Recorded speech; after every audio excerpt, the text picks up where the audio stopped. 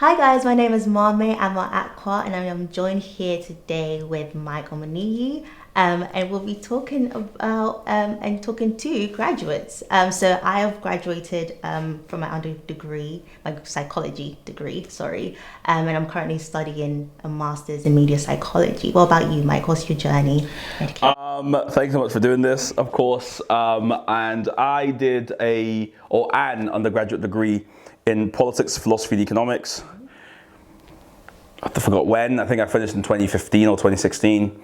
I then did a master's in political science, philosophy, and politics, and then started a PhD in philosophy and tech, and I'm still kind of working on that.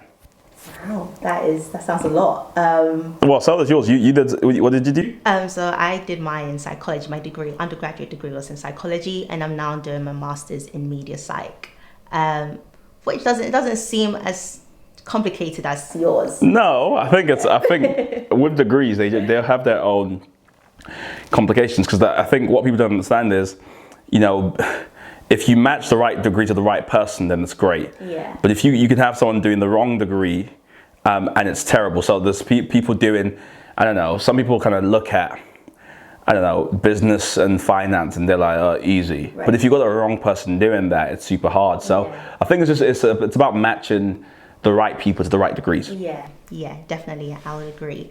So not to throw you in the deep at the moment, let's go. But we all know what's happened. It's currently happened last year. The big COVID situation, the big C.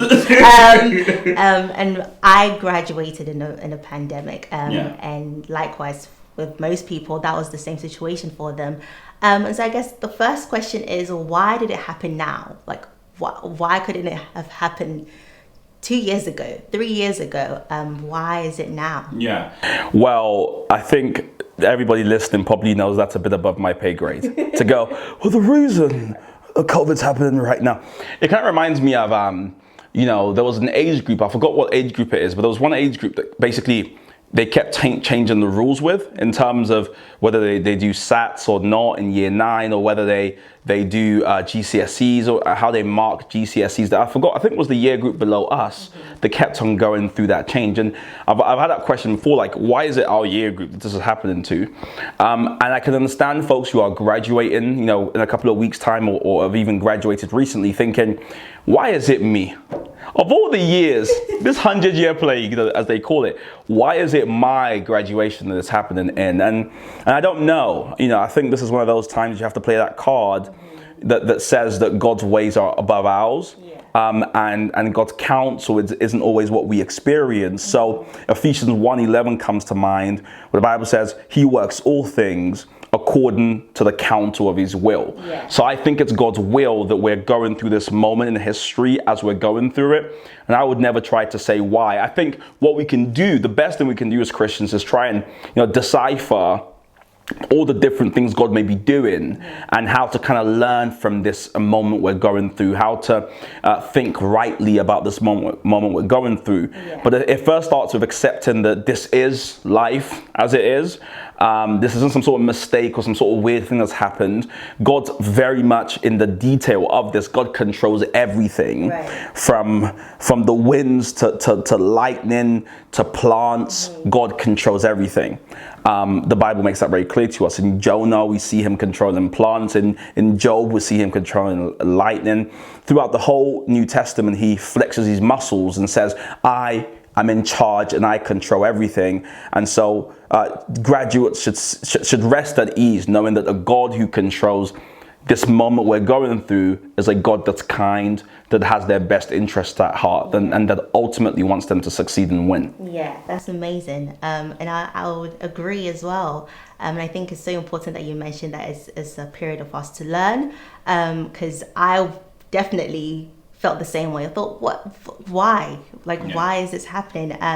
And to be honest, it was a period where I was just still and learned a lot about myself, learned a lot, just self-reflected, and really grew in just at home, just me, by myself, with God, with my books. And so, yeah, it was a great experience, to be quite honest, although we're still in it. So. Are you like are you like what do you call it? See the people who like, what's it called? It's just left my mind. Folks who like to be left alone. An introvert.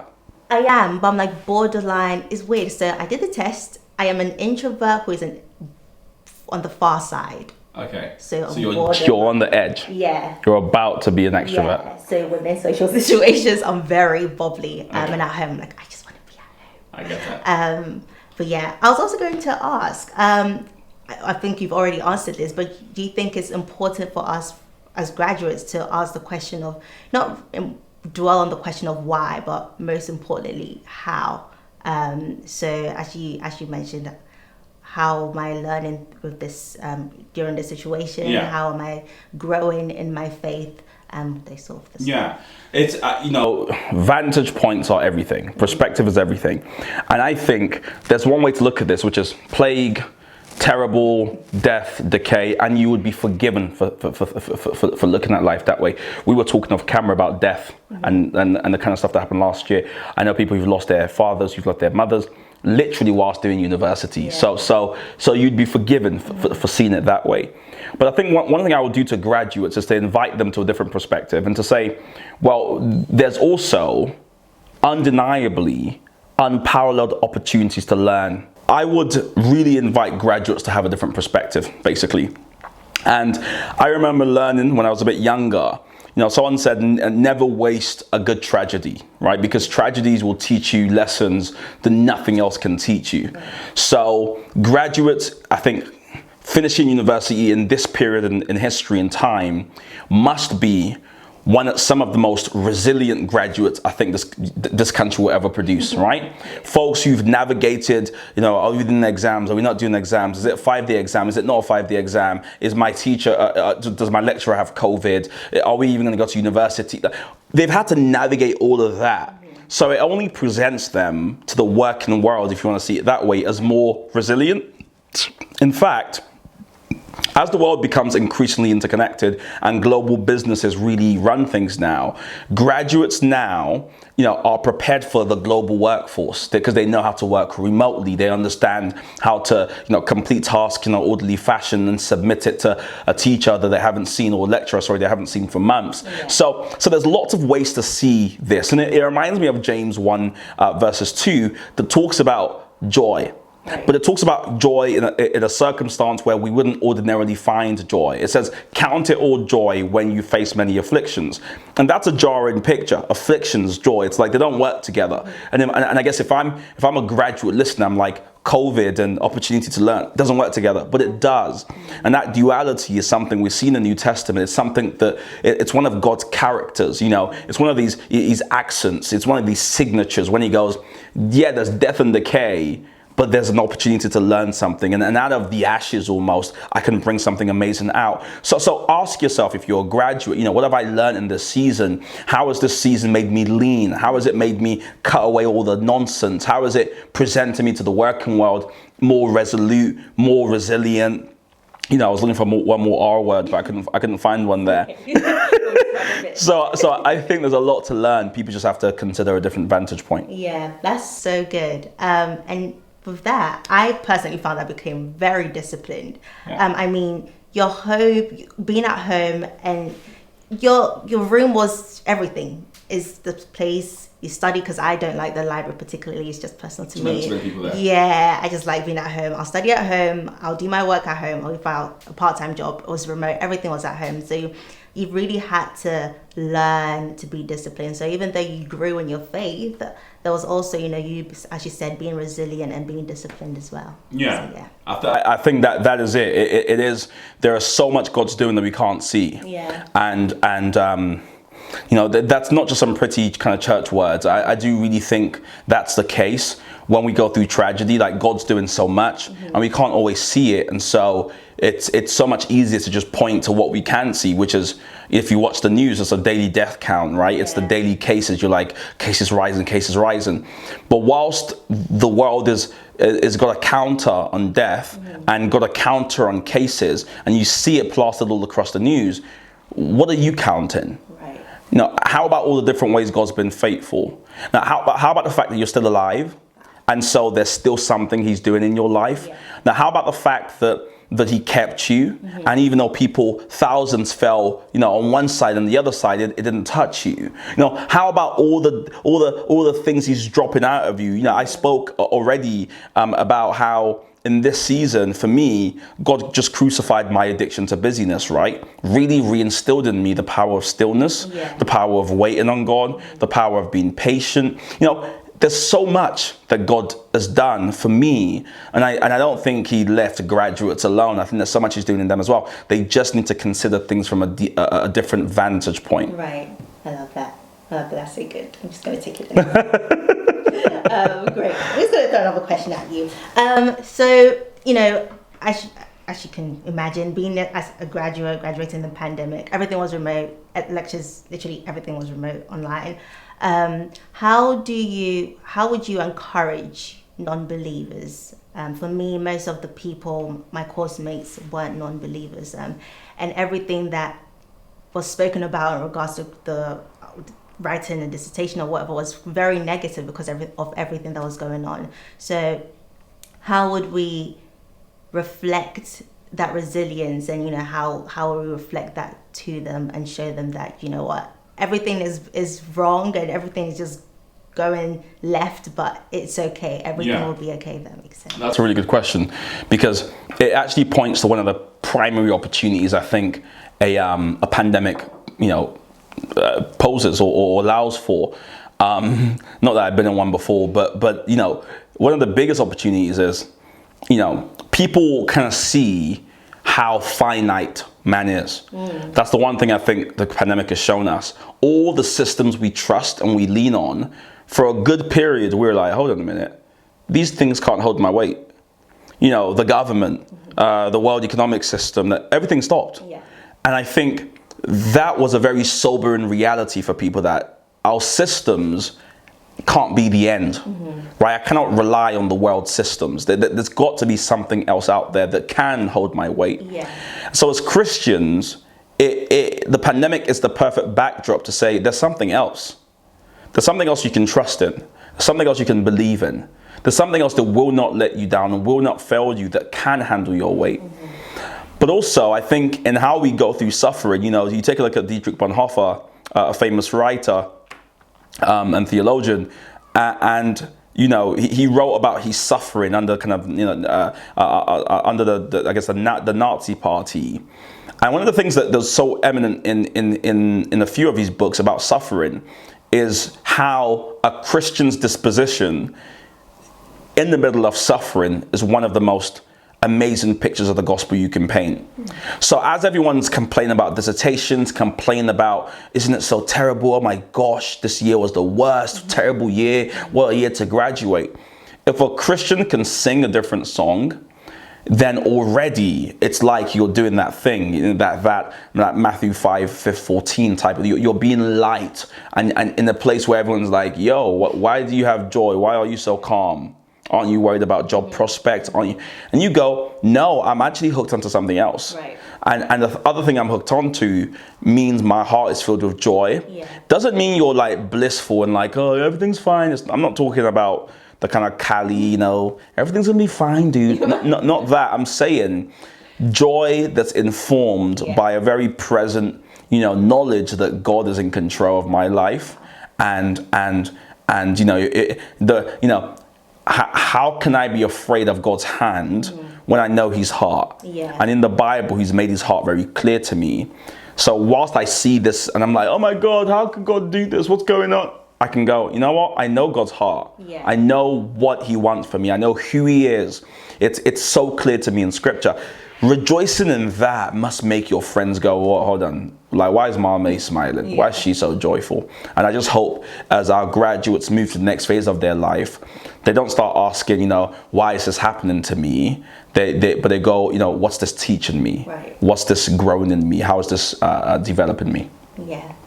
So that reminds me of myself, where if you ask me if, after I finished my degree in third year, Maame, what are you going to do? I would have probably said, I'm probably going to find a job in the psychology field. But then at the end, it just did not feel right. And that came with a lot of different opinions. Like, it almost felt like people assume that you're lazy because you just want to wait, or you're trying to figure things out, or just trying to figure out where God is trying to put you. And so in for the same as other Christian graduates that may be in the same situation, what advice would you give them if they're dealing with a lot of pressure, but they know what God has told them and they know the direction that they're supposed to go? That's so good. I think they can learn from you. Patience is the key thing. As you said, like, you know, we can sometimes, like, because we all have a narrative in our head running at any time about what our life should look like, should be like. And a lot of times that narrative it comes from other people and what they project. And so I think I was given an analogy to somebody about football the other day. I was saying that, well, how do you win a football match? So you need to score goals, and that's what everyone thinks about, scoring goals. But equally important is not conceding goals. So you got to score goals, but you also got to keep goals out, so to speak. And so in many ways, I think, you know, fulfilling God's purposes for our life is as much as what we say yes to, the goals we score, the wins we have, the stuff we kind of affirm, as much as it's saying no to certain things and pushing certain things away and going, that's not for me, that's not for me, that's not for me. And if we can stop all these goals, then that contributes to our success as well. So Christians and graduates have to learn that skill of, this is what I'm throwing my weight behind, right? This is what I'm saying yes to. But also, here are all the different things that I could be doing with my time that I'm choosing not to do. Because one thing the enemy is very adept at is take Psalms 23, right? Where, you know, we love that story about God being this wonderful shepherd. And he says, you know, he prepares me a table before my enemies. And you go, wow, it's a wonderful story. Not long ago, I was studying that piece of scripture, and it just hit me, you know, that God has invited us to this table to rest.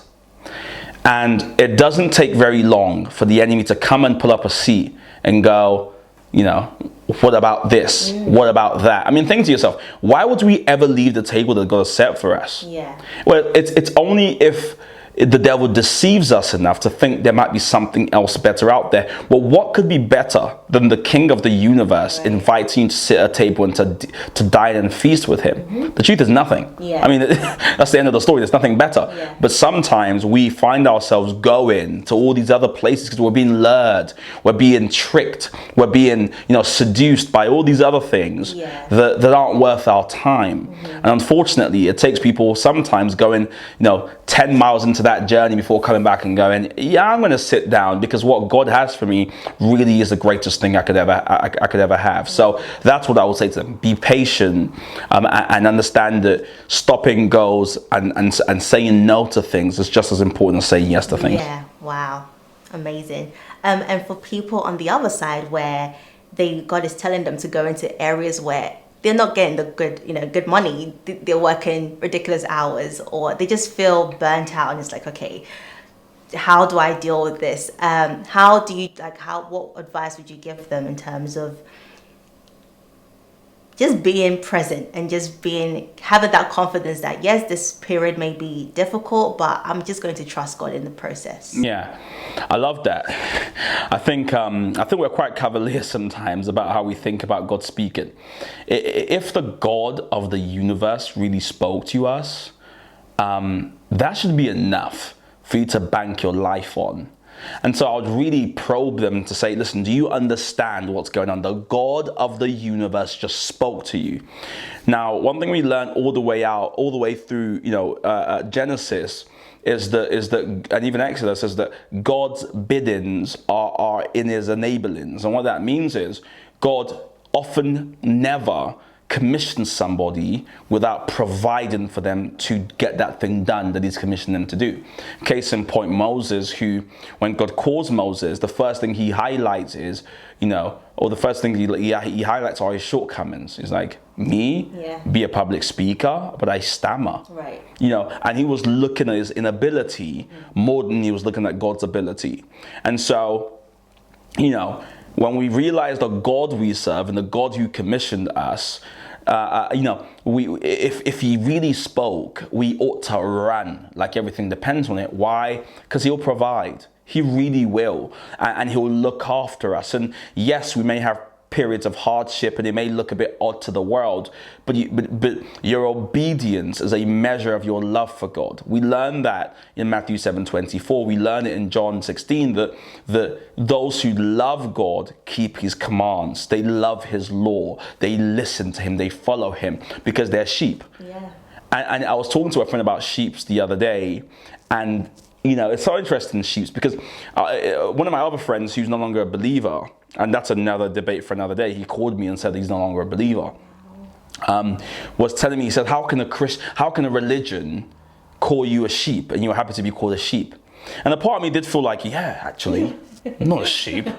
Thank God that the Holy Spirit kind of knocked me on the head pretty quickly. Now it's like, yeah, I'm a sheep. Because think about sheep, right? Sheep see water running down like a stream, and they're like, oh, I'm thirsty. So they run towards the water. They forget the fact that they've got, really, really, they've got wool around them that soaks up water, but they're just hungry, thirsty. So they dig their mouth in the stream. They start licking the water. They're so happy. Before you know it, their wool gets heavy, and they get swept into the river. And then they're like, kind of thing. And the shepherd has to come like, oh, there we go. Take the hook thing, hook the sheep, pull it back, and be like, go sit down, kind of thing. And the sheep's like, oh. And that's us. Like, we think we're so powerful, we're so smart, but the truth is, we are the sheep. Our vantage point is so limited, our vision is so limited that left to our own devices, we just ruin everything. I mean, look at the world. You think people aren't sheep? Look at the world. The world's full of people getting in each other's way, stepping on each other. We don't know what we're doing. Yeah. And so when God calls us sheep, it's a statement of fact. Stay close to the shepherd. Rest in what the shepherd has prepared for you. He said he's prepared for your table. Everything you need, the shepherd has provided. I would encourage people to think like that, right? To stay really anchored, really close to the shepherd. Don't allow the world, calling you crazy, to make you actually think you're crazy when your creator has called you chosen, when he's called you a royal priesthood, when he's called you commissioned. Remember that. Stay focused on the goal and you'll be okay. Wow. Amazing. Be a sheep and rest in the shepherd. Thank you so much. Hey, I hope you've been blessed by what you've heard today. And if you have, I'd love to encourage you to partner with us here at OGGM as a monthly giver. At OGGM, we're a charity funded by the donations of people such as yourselves, and that enables us to do the varying work that we do, from retreats to podcasts to mission trips to homeless outreaches and so much more. So if you'd like to give, please click the Project 1000 link in the description below. Thank you.